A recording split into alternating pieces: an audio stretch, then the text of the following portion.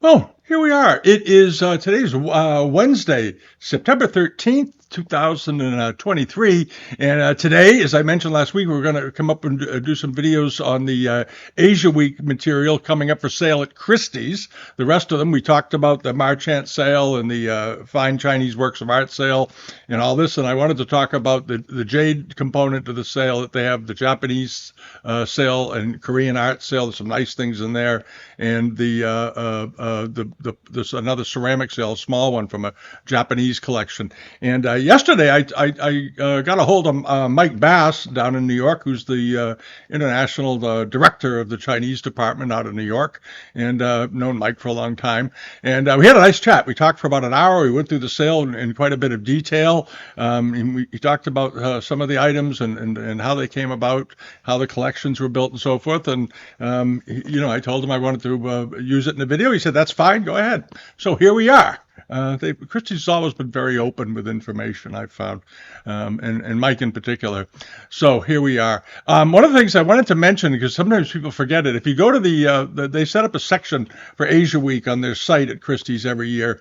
And if you go down here, you'll see what's on, and this button here, highlights. And if you click the highlights button, down below it, you'll find an area they call special features. And they have an interesting little videos and articles and things they put together specifically for the items in the sale, sort of as a general guide and information and useful tips for how to look at things. And I strongly recommend that you do it, because if you do it with every series of sales data, you can accumulate a lot of knowledge. You can learn a lot over time. And these aren't extensively long articles. They're very easy to read. They're fairly brief and to the point. And there's a pretty good video in here they did on the Marchant sale. And there's another video here they did on the Shiraku Japanese woodblock print, which is a very rare woodblock print that's in the Japanese component. Should sell for $250,000 or more dollars, and bronzes and all this, and the jade sale, of course. So worth taking a look. But I wanted to start with this, the LJZ collection of Chinese jades. This is a fairly small sale as far as quantity goes. It doesn't have, the mountains of jade belt buckles and all this other business that you often see, but it's got some pretty exceptional examples, and I wanted to hop into it. And here it is. The catalog, of course, is on the Bitamount site in the reference section. You can go over there and look at it. And here they are. And one of the things that struck me, and Mike agreed, was that the quality of these pieces is really exceptional, very finely worked, small, for the most part, these are small jades. They're personal jades. They're little jades you could hold in your hand and enjoy looking at, studying the details, the fine polish, the workmanship, and all that. There's a couple of bigger pieces. There's a Raiton cup in here that's about 8 inches tall, and there's a boulder, as they call it, that's around 10 inches.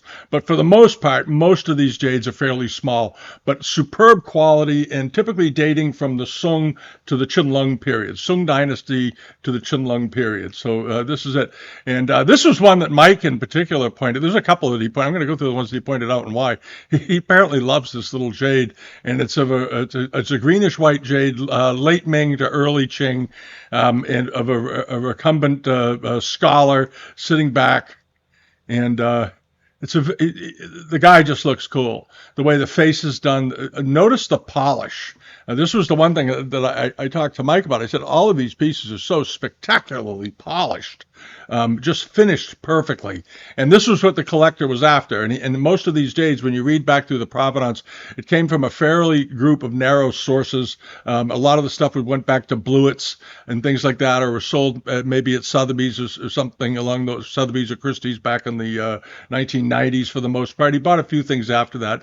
But this collection was built up over the last 30, 35 years, I would guess, from what I understand. But he has this wonderful jade. And the facial expression, it almost looks modern. That's the thing that I found really interesting about this. It has a very contemporary look to it. I love the face. I just absolutely love this guy's face. He just seems so pleased, so calm, just a lovely guy sitting back. He's got a nice big belly here, well-dressed, very comfortable, and just a really, really lovely example. And as I said, they date this to probably the 16th to the mid 17th century, something like that. It has a $60,000 to $80,000 estimate, but A lovely, lovely piece of jade. And when you look at these, also keep in mind, because we often get jade pictures sent to us through the identification program. And one of the things you always want to look at when you look at a jade, how extensively has been finished and polished. We had a group of belt hooks that came in the other day that were late Ching examples. And in the video reply, I told them how you want to look underneath the areas that are hard to get to, the areas that are hard to see. How well finished are those? And when you take a look at the jades in this collection, no matter where you look, all the jades are beautifully finished. All, inside the mouth, all the edges, the teeth are meticulously done. Notice the eyes, the nostrils, all of the elements of the jade are finished. All the little tiny spots are beautifully done. Under here, you can see the toes of the animal and so forth. And this particular piece comes from a very old collection. It was something Mike in particular pointed out. He apparently likes this one a great deal. It's a little poorer in the form of a creature with a monkey on it. And here it is. And it's Southern Sung to Yuan dynasty. That's as narrow. These are very hard to date. Dating jades in general is very, very difficult. And often you will see in catalogs, they'll say Sung to Ming even. Which is a fairly wide range of time, several hundred years, because they really can't always nail it down, but they know it's in that range. But until there's some sort of documentation or some sort of study or something to give them more precise dating, they have to really do it that way. But what you're paying for is the artwork and the quality of the polish. And these jades are just beautifully polished. This one is estimated at $60,000 to $80,000. The values of these are not for the faint of heart, but it's great jades historically, especially in strange economic times, have been a great place for people to put a little money because when economies, the broader economies bounce back and things get better, they're awfully good things to own. And then you have this really, really, really well carved lotus saucer or washer. I forget how they call it. They call it just a foliate dish. Southern Sung again to Yuan dynasty, 4 inches in diameter, but meticulously carved. Again, absolutely beautifully carved. A nice looking piece of jade, greenish white jade again, with a few inclusions in it to add some elements of interest. But the sculptural quality of the rim of the dish, and as well as the sculptural quality at the base of the petals. If you look at this carefully, you'll notice that the bottom of the petals, not just around the outside, but on the inside, is shaped as well. It's not just a round area with a bunch of petals coming out of it. The carver here very, very meticulously carved the base of the petals as well as the tops of the petals. And it's a really lovely example. Here's the back of it. It's just a flat bottom back. There you go. And but you can see more of the details. And again, beautifully polished and wonderfully finished. It's estimated at $100,000 to $150,000. And then over to this incense holder. This was something that you would have put, incense sticks in something with a scent and put them in a drawer, not sort of like a cachepot. Today, you put it in the drawer with your clothes. It makes them have a nice fresh smell to them. And this is a really unusual one. It's probably Qianlong period. They just dated it as 18th century because there's nothing else to, it could be a little before Qianlong. Could be at the end of the Qianlong, but boy, it looks like Qianlong work to me. And it's nephrite white and green jade at the top, and very unusual. If you're sitting there looking at it, saying usually you see this kind of carving on brush pots. You're right, you do, but here they did it on an incense, on a censer holder, perfumer holder, and just a beautiful work all the way up the buildings, very three-dimensional. Again, the little areas, everything is finished. Everything is polished out. There are no rough edges. And it's finished deep inside, deep down into all these little recesses. And then, of course, you have the green dragon on top. And here's another view of it right here. This is very typical of 18th century carving. And you see similar carving to this on not only jades, but bamboo brush pots can have similar carving. Rhinoceros horns from the 18th century can be carved very similarly and so forth. And here you have a Lohan with his staff walking along a mountain ridge. And then you have these craggy, rocky areas above him with the air going through and all that. It's just a really interesting thing. It's estimated, again, at $100,000 to $150,000, but wonderful thing, and it is 10 inches tall, which is very big. That's a big piece of jade. And it was bought originally at Sotheby's 22 years ago. It was in a Sotheby's sale. But a really, really nice example. And this is sort of like the most valuable thing in the sale, and it deserves to be. It's a right-on cup, which comes from much earlier days, this particular form, but it's Qianlong period, 18th century, probably around 1740 to 1750. Superb quality. Absolutely outstanding quality. This is such a great piece of jade. It's about, I think it's, what is it, 6 inches tall? I'm going to get the height before we go any further. 6 and 5/8 inches, so about six, a little over 6.5 inches tall. But a really, really, really lovely example, and perfectly is again. You get down to it and you see that it's absolutely beautifully finished. Every little area on here, and on this they're providing lots of photos. This side is, I think, is better lit to examine. There you go. And you'll notice that on the groundwork down below, you have all the little scrolling clouds and so forth, and you have these great big scrolls above it, and every edge, every corner, every aspect of it is completely finished. Even the rope that goes around it, meticulously worked. And then this upper section with these patterns that you often see on archaistic jades from long before this period, they brought into use as the band around the top, and then you have this key fret border running around the top of that. So every inch of this thing has just been gone over and spectacularly well carved. Very, very nice. And it's got a big estimate. It's estimated at 800,000 to $1.2 million, and it came from let's see, Lady Horlick, a woman in England, owned this. Then it was at Eskenazi's. Then Anthony Carter, who's a dealer in England, and then into this collection around 2008 when he bought it. So he's had it for about 15 years. It's absolutely beautiful piece of work. Absolutely beautiful. And this was something that Michael talked about. He says it's a nice big, as he put it, it's a big boulder. It is. It's 10 inches tall, which is quite large for one of these. And again, meticulously done, very finely worked from top to bottom. Every face of the stone has been finished completely and polished out.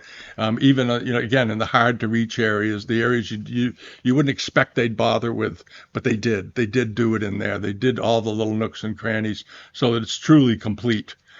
So when a person would examine it, they could really appreciate the talent of the workman that did it under the pine trees here and all this. Nicely colored too, very strong greenish white color.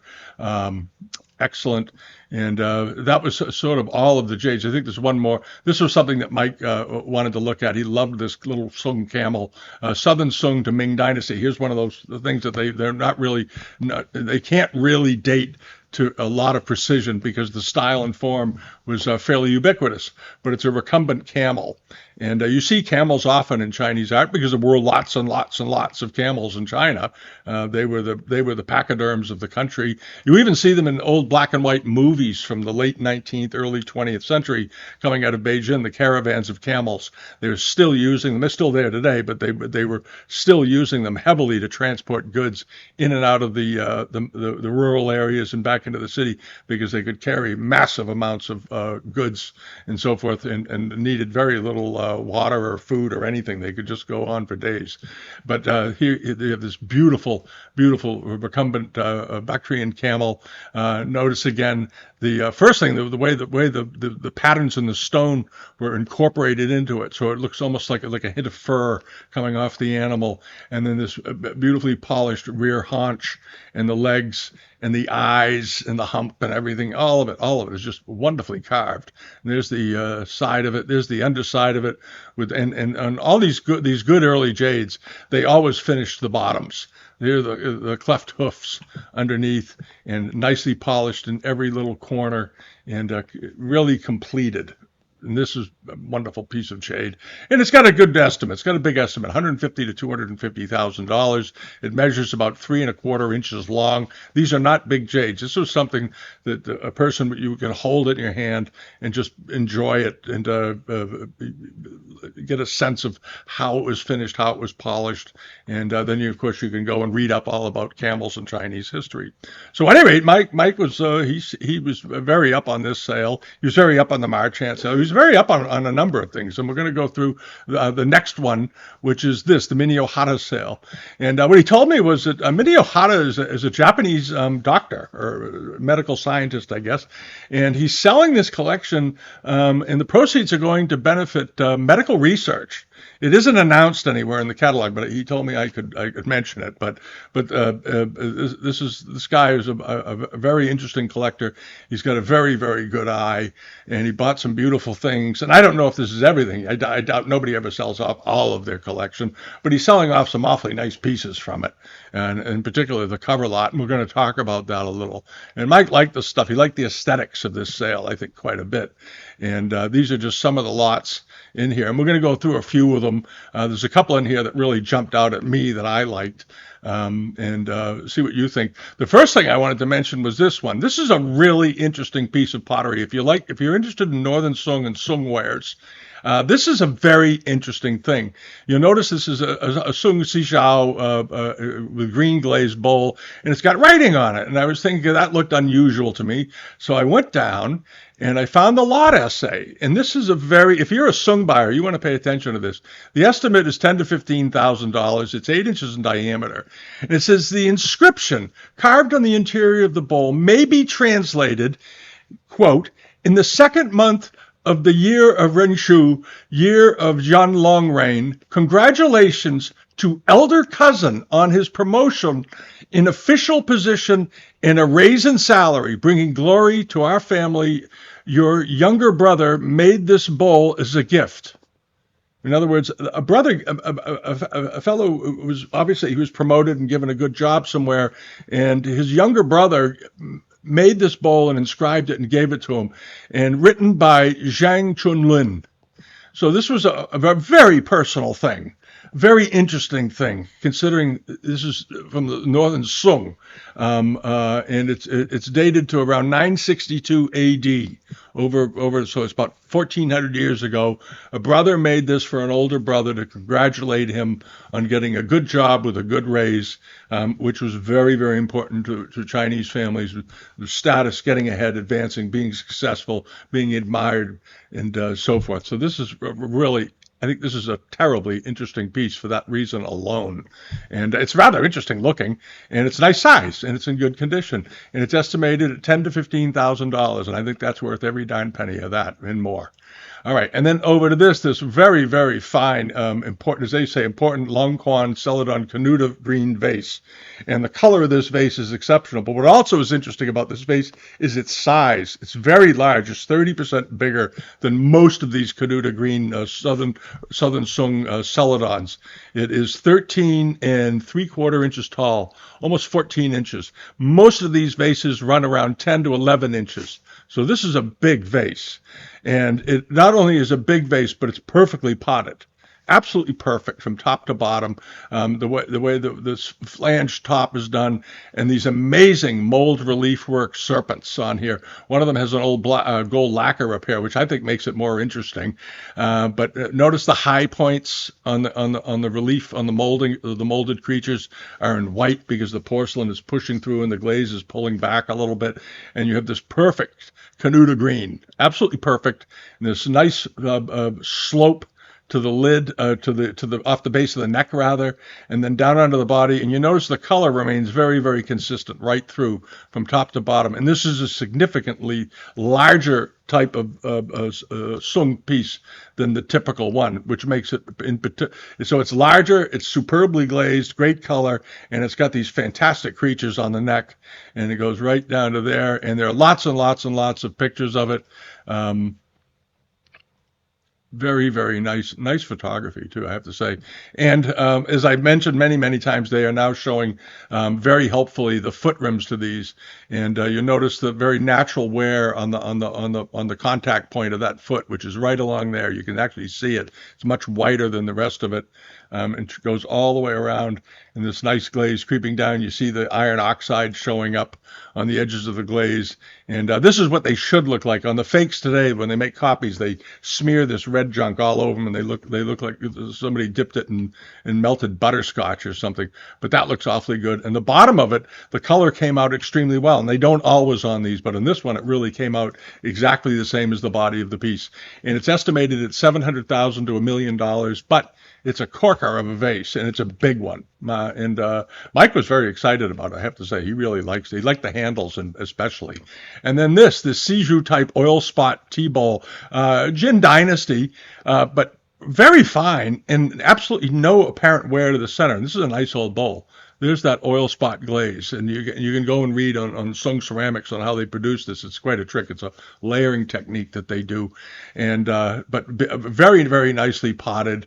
Beautiful, beautiful color, and you don't see them of this silver, that's really nice silver tone, all that often, so evenly done. It's estimated at $20,000 to $30,000, and it measures 4 1/4 inches in diameter. This is not a big bowl; it's a little bowl. It's a little tiny bowl, but absolutely sort of one of those gem things, as they say. And then over to this.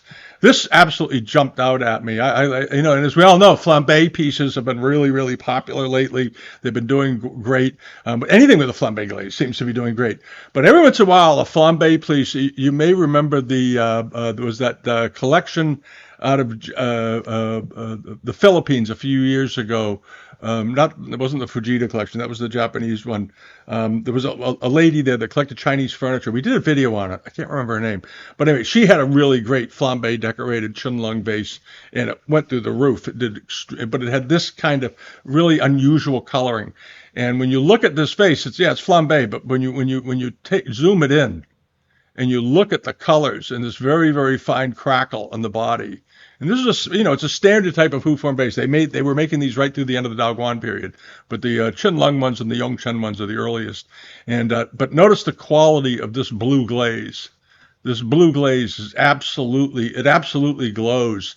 And when you go through auction results with flambe pieces, you will find that the pieces that go to this extremely light, almost electric blue, this beautiful blue that erupted on these, and this cherry red, when you have that combination and bleeding down the vase in this manner, very evenly, sort of flowing, like it's still liquid. It looks like it's almost still liquid flowing down over the piece. They tend to do awfully well. And this one, I think, has a very low estimate. If you're interested, get a condition report, because the estimate, I think, is about half of what it should bring, at least. The estimate is 40 to 60,000, and I think if you go through auction records, you're going to find most of the Huform vases and the pieces with this quality of glaze bringing 80 to 150,000, and maybe even more. There's a few types that I've seen that bring about $250,000. So I think the estimate is very, very modest. I think it's maybe it's to encourage participation. I don't know. The bottom of the vase is marked, and it's got this brownish glaze that you find often on the bottom of these flambe Chunlung pieces. Sometimes this one, they put a lot of it on here. They really glaze this thing right up. But the mark underneath is extremely crisp and sharp. Which it's crisper and sharper than you see on a lot of other examples. It's very clean, but there's a lot of glaze over it, which is fine, but the mark is meticulously done. The mark was meticulously done, but the glaze protected it, and you have this nice, very typical flat white porcelain foot rim, very evenly finished, very fine quality porcelain, of course, and just a really lovely example. And there it is, and it has its box on top of it, its Japanese box. And the only provenance on this is it just says Mini Ohata Collection, Kobe, Japan. So he probably bought this from a private collector or source or something. I went looking around. I couldn't find it anywhere that it turned up in some sale. I actually spent about an hour and a half going through different sources I have, and I couldn't find this anywhere in a prior auction or in a search. So who knows what it'll bring, but 40 to 60,000 seems awfully low. It is Qinlong Marken period, and I thought it was just a glorious piece of porcelain. All right, and here's another example, which I don't think is as nice. Now, this one sold in 2022. This sold last year. I thought it's a very nice vase, but I think this vase This vase is more elegant. I think it's just my personal opinion. You may disagree, but I think this is more elegant than this one. And this one brought $100,000 with an $80 to $100,000 estimate. All right, and it has the same brown glazed bottom. This one is a little bit flatter and so forth. But I thought the glaze on the other one was a little bit nicer. It got my attention more. There's more contrast, and but that's there's a similar example. All right. And then over to the Japanese, and the rest of the sale is very good too. There's some bronzes, there's all kinds of great stuff in there. And then you have the Japanese sale that's coming up, a Japanese and Korean art. And there's a few very nice things in here, a couple in particular. One of them is this great big wooden Muromachi to Momoyama period Fu lion. I like that a lot. This is it. And this is carved from a solid block of wood, and it's about 30 inches tall. It's a very, very lovely early piece, 16th to 17th century, and here you have him standing, back with his legs straight down and his mouth open, and these were creatures of protection. So he's on the ready, he's on guard, so to speak, and you would find these outside of temples or homes, and so forth, and but a really, really lovely example. And these aren't outrageously expensive. I love the wood grain on this. The patina of the wood is absolutely great. The scrolling of the fur, and then the detailed, this very, very detailed mouth, including all the little teeth and the nostrils and the eyes and so forth. It's just a great looking thing. And there he is. And it's big. It's 30 inches tall. So this would definitely be a sculptural statement in your house. And it's estimated at just $10,000 to $15,000, which seems awfully reasonable for something of this age and that quality, and of the religious and historic significance of these creatures, what they stood for. And you find them and they're broken, their front legs have been stuck back on, and they're in terrible condition. Is there any information about where this came from? Nope, just a consignment, the old-fashioned way. And then over to this, the Katsushika Hokusai, the Great Wave, the real under the well of the Great Wave, off of Kanagawa is the full name of it, but they just known as the Great Wave prints. And we've seen these before. They do anywhere from 200,000 upwards, getting close to 1 million. And this is a very nice example. It's a good, clean impression. You have this area of pink in the sky still. It hasn't faded out. And here are the men in the boat coming down. And overall, this looks like a nice example. Very crisp, good condition, lots of details still in it. You pull it in and you'll notice, all of the edges are still in good shape. You don't see any stains or fading or anything like that. It's a nice example, and it's estimated at $600,000 to $700,000. But those of you that are into Japanese woodblock prints know what the significance of these. And there's a little essay at the bottom. It's rather nice, written by Christine Guth, who's the author of the book.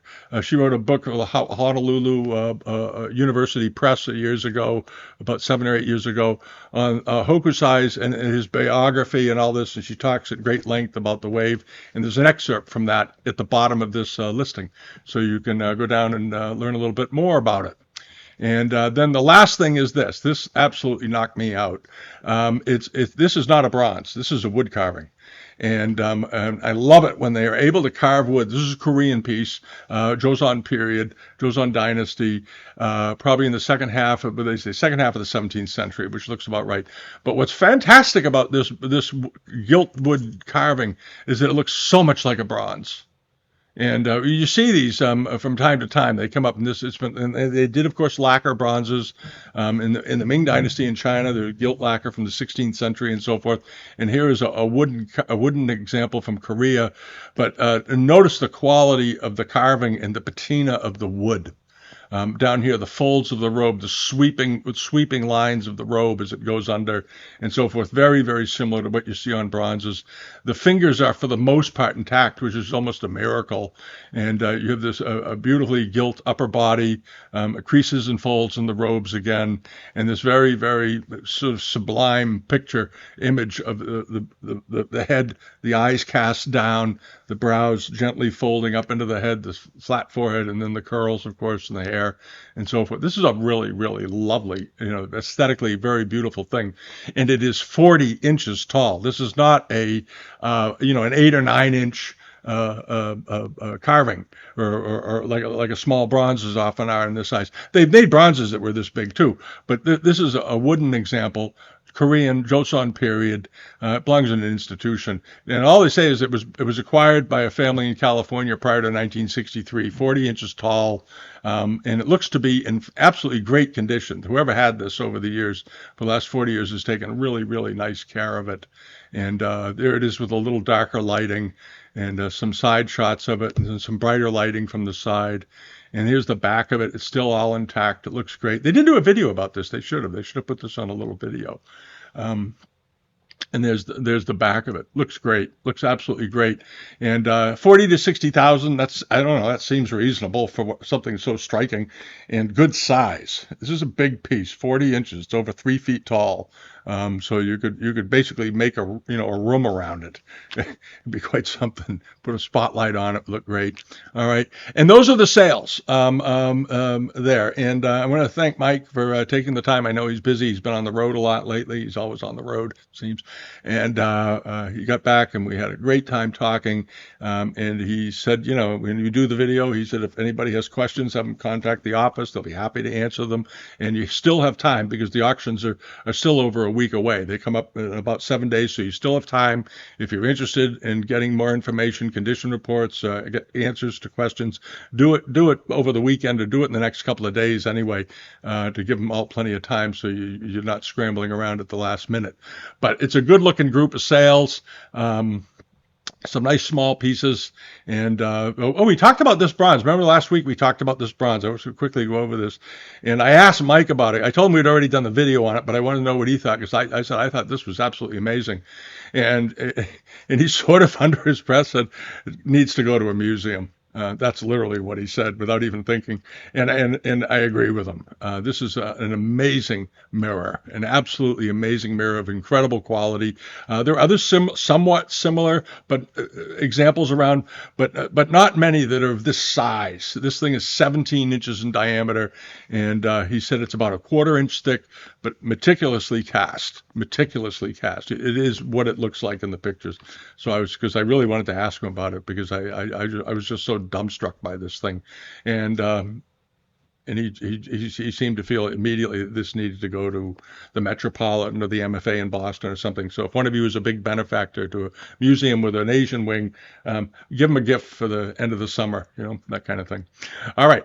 Have a good week. Thanks so much for watching. Leave a comment what you think of these. We're going to do the Sotheby's sales tomorrow, and we're going to touch on Bonhams too. They got a couple of sales coming up. And again, over a week away, you still have time to get involved if you want to chase something down or go to a preview in New York. And I think they're more than happy to see you down there. If you go down there to the city to preview, maybe call ahead. And I don't know if they have schedules or what they're doing, but you'll have no trouble getting in there, I don't think. And have a great rest of your day, and we'll be back again with more. All right. Bye-bye. Thank you.